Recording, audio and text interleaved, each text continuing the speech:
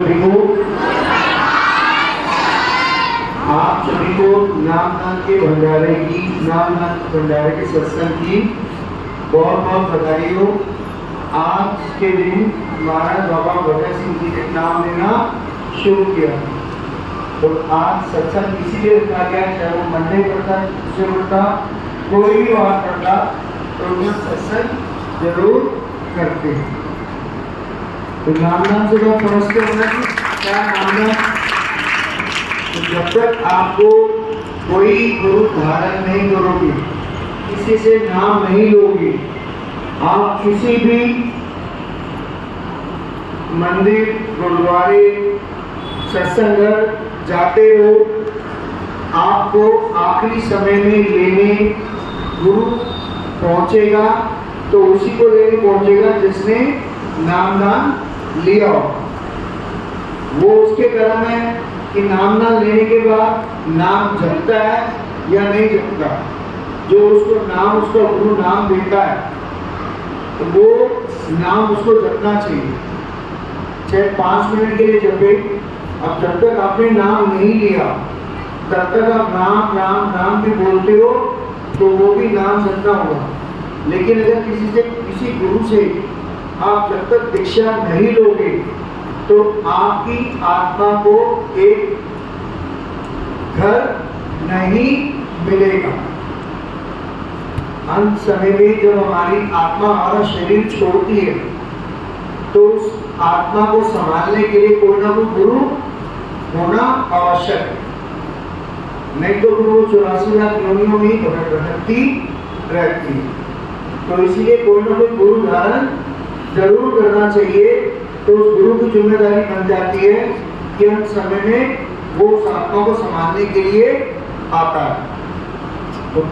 और दूसरा, आप सभी बहनों को कल जो आपने नंगे पांव चलकर पूरे रघुवीर नगर को दिखला दिया कि नारी शक्ति से बढ़कर कोई शक्ति नहीं है। एक बार अपने लिए ताली बजा दो।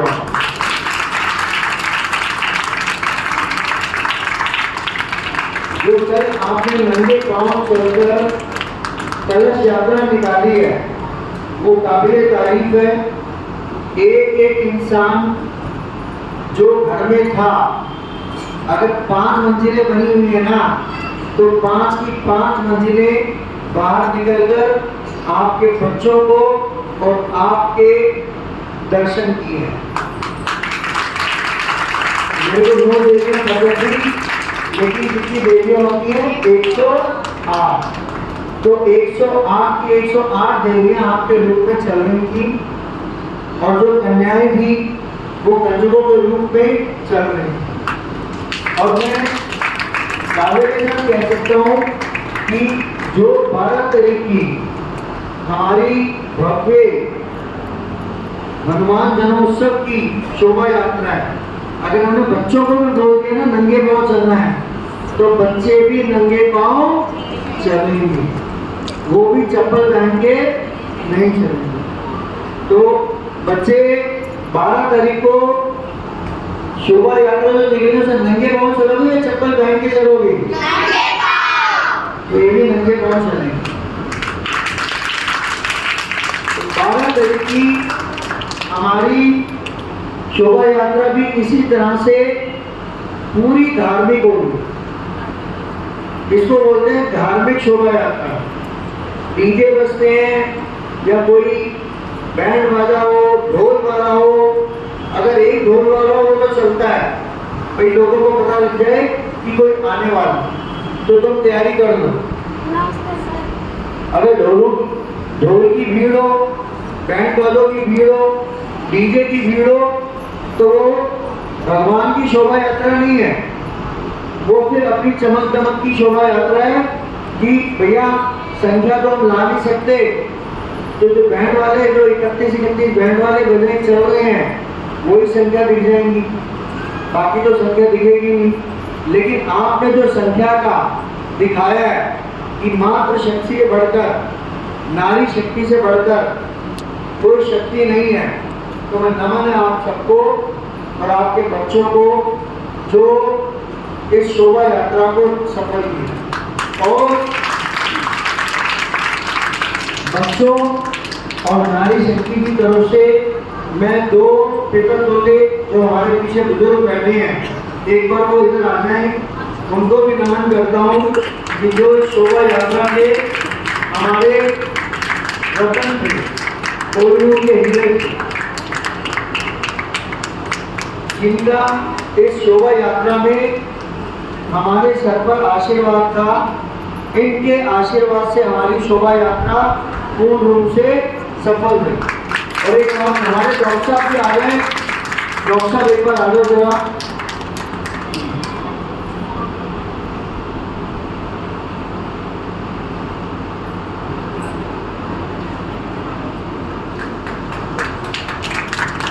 डॉक्टर साहब ने तालियां बजा दो। और जो व्यक्ति नहीं आए हैं उनको हम कल या संडे को जब भी मीटिंग करेंगे, आप सभी को मीटिंग में बुलाएंगे। हमने किस तरह से शोभा यात्रा निकालनी है वो सब इसमें उस मीटिंग में शामिल होंगे। और हमने किस तरह से शोभा यात्रा निकालनी है ये सारा पूरा आपस में विचार विमर्श हम करेंगे। किसी भी बहन ने 4 बहनों ने मिलकर, 5 बहनों ने मिलकर, 10 बहनों ने मिलकर अगर स्टॉल लगाना हो तो बीच रास्ते में वो ये छोटी इन चीजों का स्टॉल लगा सकता है। एक बार दिखाना है, ये 10 रुपए की, ये 10 रुपए की एक है। तो अगर 120 भी अगर 20 रखते हो आप तो सिर्फ कितने लगे मात्र आपके 1200 रुपये। 1200 रुपये में अगर हिंदुत्व जाग गया और सबको पता लग गया भैया अगली बार हमारे को तो शोभा यात्रा में चाहे 5 रुपए की चीज बांटनी है, हमें प्रसाद बांटना है, तो वो 5 बहने 10 बहने 200 रुपये डिसाइड कर दो।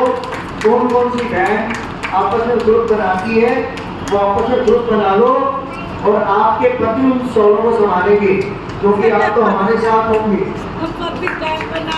हमें नहीं पता पति जब तुम्हारे घर रोटी खाने आ सकता है तो सेवा करते थे आप। तो बच्चे तो होंगे, बच्चे कर लेंगे, बड़ी बेटियां कर लेंगी। वो स्टॉल में अलग अलग जगह पे लगवाऊंगा, आपके घर के आगे लग जाएगा, लेकिन एक के घर के 6 जने मिलकर लगा रहे हैं तो 6 के घर के आगे आधा स्टॉल लगेगा नहीं ना, तो रोड पे लगेगा।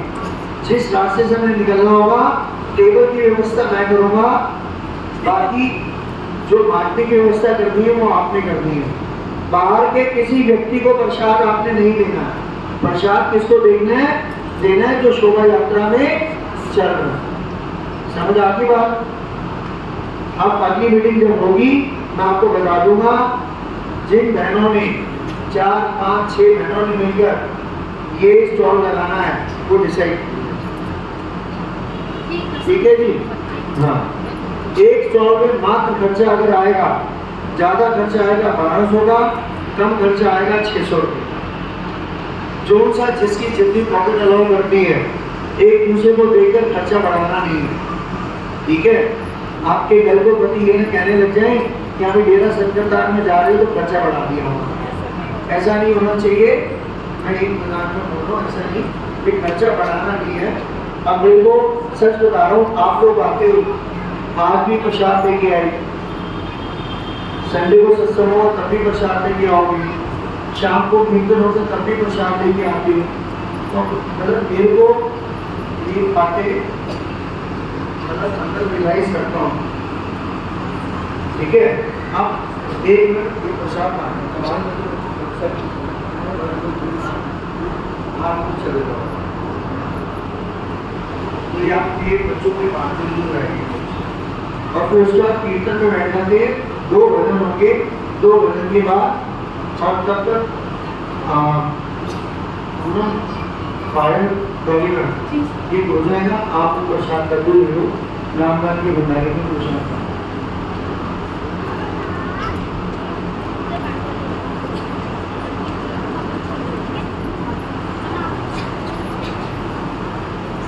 बाकी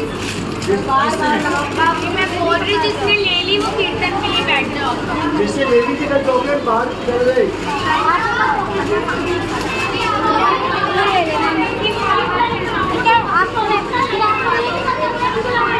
ले लो।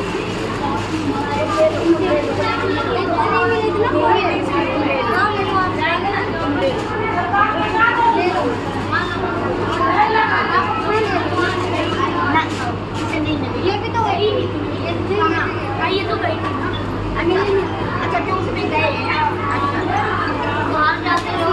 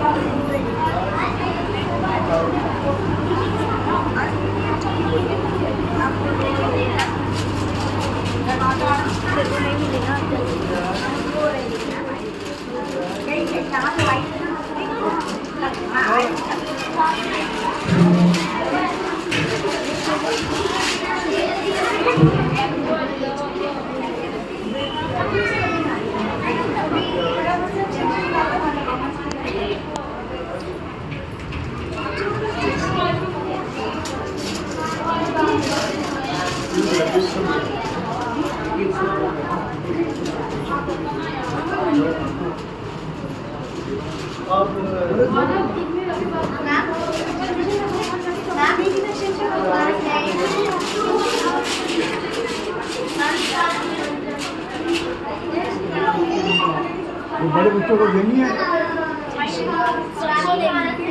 बच्चों को देनी है,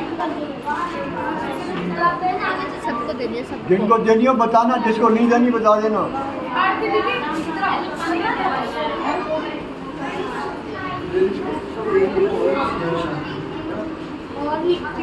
उनको देनी है, हाँ सबको देनी है, सबको सबको।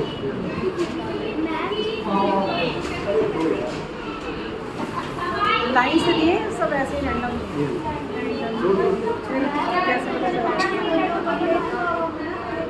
आ जाओ आ जाओ